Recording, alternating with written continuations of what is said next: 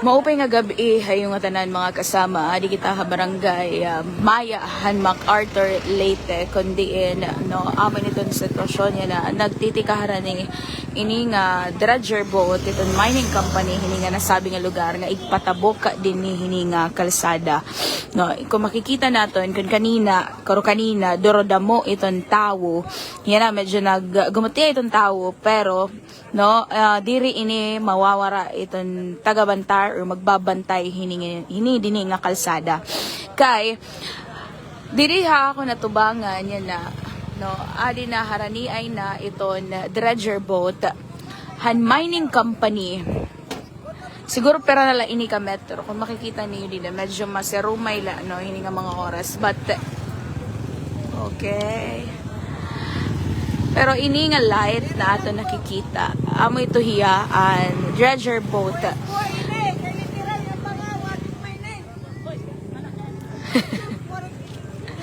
So amo ini ang dredger boat mga kasama hiton mining company nga kun kakulop harayo pa ini didiha kalsada.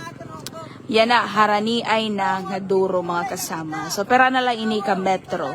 Pero nila ini kaduso may nga din na kalsada. Sa ring iton mga residente dinhi, kinahanglan ni rabantayan iton sitwasyon dinhi hini nga kalsada or ini dinhi nga lugar or pagtabok ini nga dredger boat. Tungod nga malingat nga lahira pero ka oras or anytime from now pwede na ini ipatabok. Kanina gihapon may daketa nakuha nga impormasyon nga may dinang mga taga Don Orestes Romualdez Electric Cooperative nga mag-uuto din nga mga wires nga adi din na. Medyo maserom pasensya la mga kasama, medyo maserom. Itong taga Dorelco mag-uuto dira ini nga mga wires para mapatabok ini nga dredger boat. Kay diri ni makakaagi nga boat kun may wires nga magkakaulang. So magkaka-experiensyahin pag brown out iton mga residente dili ang mga konsumidor handorelco hini nga nasabi nga lugar kung paagion ini nga dredger boat.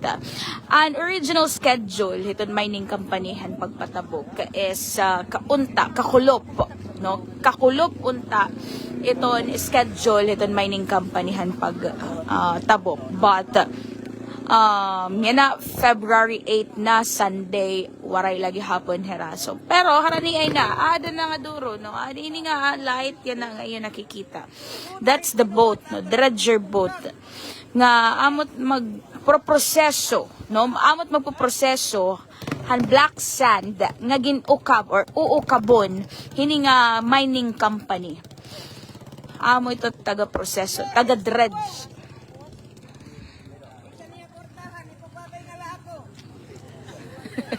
So may di residente nga nagiginuli at iton iya. Kaya lagi inisog pero nga mga residente talaga iton natipa na diri talaga hera nga makaagi ito nga dredger boat. Pupug na nira no magbabarikada hera. Ani nga ni ang grupo iton mga residente di MacArthur Leyte magkalain-lain ini nga mga barangay consists of different barangays nga pero gihapon nga mga residente.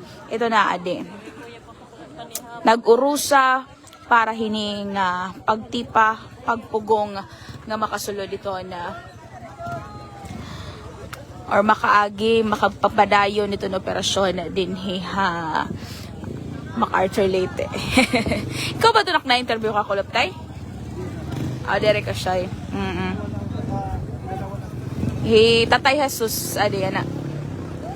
Parang yan na, ano. Okay. Kay kanahong niya ito na ako na interview kagabi.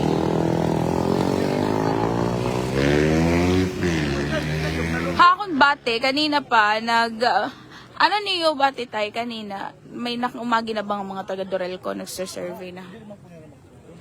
Dere. What is schedule pag uto ng Dorelco? So gimpakyan na niyo. Pag magputo niyo dami.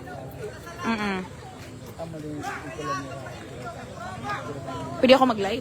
Mapserom kasi. Pasensya na. Nasa ring, anong sa ring ang taga Dorelco, maguto dera, damo da, karuyag niya damot tao kung maguto dera. Para ano? Para diri matuloy.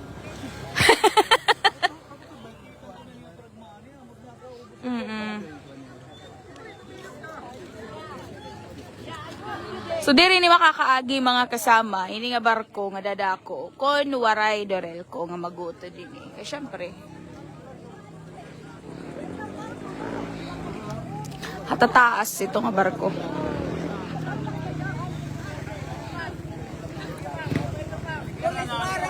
It mga pulis, buutan.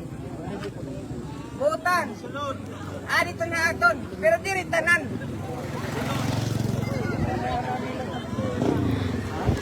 Adi kuya, baga, ano timo, ano masisaring ini di kuya nga sitwasyon di diyan na? Ini nga ni, inububang ko ini. Kaya ako, inusaran ako, sidita dadlaw. Pagkita ko ang tao, baka na lang sinagin adlaw. Okay. Ini nga ni pinapuligan. Ini nga lugar. May mga makaluluoy, mga ba? Ano man mga kasama, pero pasensya ha, kay masirom talaga yan na, didi. Ano nga nin mga kandila pa nga gin, butang iton mga residente. No, adin kandila nga gin butang iton mga residente. Kay nag-aampo talaga yan. Nakakulop yung buwat iton prayer vigil. Hasta yan na, nag-aampo lagi hapon ini nga mga residente nga maundang ini nga black sand mining didi hinihi. Haira lugar. So, adto nga light nga iyo nakikitaan, that's the dredger boat. So, pero nala ito ka meters. Siguro mga 100 meters.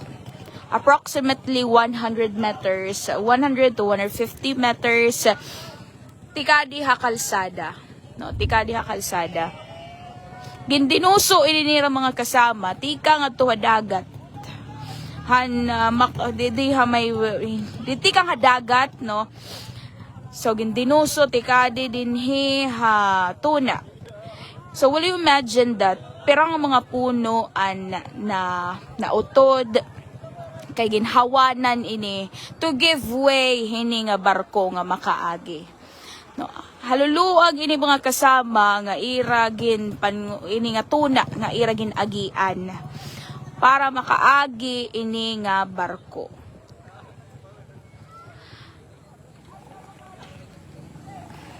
Bago nga pasar. Hello, ngayon ito natin mga kasama nga nagkikita yan ng mga oras. Kung kanina, punuhin tao din yan na medyo naghawan na kay alas 10 na itong gabi. Paano man napapaagi, no? Paano napapaagi itong mga taga-mining company, ini nga dako nga barko. So, hakon pagbati mga kasama, may ginpapa-inflate hera. No? May ginpapa-inflate nga parang inflatable nga amot gintutungtungan hining barko nga ginduduso nera.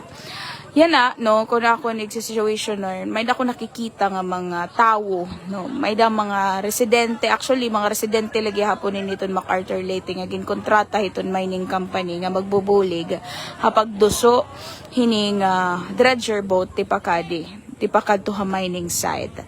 So may dako yan na mga 2 to 3 nga mga tao nga nakikitaan nga ada yan na ginkikita giniispatan niton boat. Siguro iran manginginano sa sitwasyon nin dredger boat kung pwede maduso. So anytime from now mga kasama, no? Anytime from now, pwede madusot, harani na talaga kalsada ni nga barko. Pero diri pa siguro yan na nga gabi mapapatabok ka. Kaya diri mo mapapatabok ini nga barko kung may nakakaulang nga mga wires. So magsasakripisyo itong mga residente, magsasakripisyo itong kawaray kuryente, siguro mga pera ka oras para mapatabok la ini nga barko. Kanina ko no, may naglilinibot-libot na ng mga taga-Dorelco din kay nakaschedule namang good itong pag-utod. I mean, waray pa schedule itong pag-utod. Pero kinahanglan nila mag-utod kung gusto nila patabukon ini nga barko. So, amin yung mga kasama itong sitwasyon din na Habarangay Maya, MacArthur Leyte. It mga ragiyan na didi, no, nga mga sarakyan, naghihinay-hinay tungod nga may mga tao nga na, may daman gihapon presensya din hito na MacArthur Municipal Police Station na gudi patuman itong seguridad din nga nasabi nga lugar May da nagpapatrolya, may da patrol car, may da mga kapulisan nga di na to maintain the peace and the order. Nagpatapod man gihapon ang grupo ang mga residente dinhi ha MacArthur Leyte nga magpapabilin hira nga mahimyang diri hira magkukos sin kasamok kay ira nga ni ginaampo no nga magmahimyang lang tanan nga pamatian ito nira panawagan nga diri na ipadayon inin mining operation didi ha MacArthur Leyte. Hasaid liwat iton alkalde didi ha MacArthur Leyte. May dasadang nga mga papeles no may kapapilan iton mining company para magpadayon ito nira operasyon sang leta waray ininira kapug nga may the go signal from different organizations, different departments in the government para magpadayon inin operasyon iton mining company. But amoy ni itong dako nga question mga kasama kung papamatian ba iton gobyerno, iton araba, hini nga mga residente or igpapadayon nira ini nga operasyon despite han clamor, despite han kadamo nga mga reklamo iton mga residente. Ang reklamo han mga residente, especially the farmers, apektado iton ira pakabuhi, apektado iton ira mga farmlands, diri nakakatubuhin maupay iton ira mga tanom. Ngan apektado gihapon iton mga komunidad because of the environmental effects iton mining pagmimina no dinhi hininga na sabi nga lugar. Nababaraka kira nga bangin na masunod nga mga tuig, bangin lunupon na iton MacArthur Leyte kung magpadayon iton pagmimina dili. Pero siring pa naman iton mining company mga kasama nga may da rehabilitation nga pagbubuhaton. After nira mag-ukab hin tuna igre-rehabilitate dayon. But that's the question of the residents. Kay pera na ito katuig nga irasaad nga mag-rehabilitate ra na sa ring waray kuno natabo nga rehabilitation. So ato nini masasabtanan at magiging pita dito naton mga kasama ha gobyerno in the following days. Yan kung madadayon ba talaga itong pagtabok hining dredger boat tikad to mining site dinhi ha Barangay Maya han MacArthur Leyte. Amo anan pinaka-latest nga update dinhi mga kasama ha MacArthur Leyte inyo Radyo Man Justin Traya para 99.1 IFM Araman Tacloban Tataka RMN.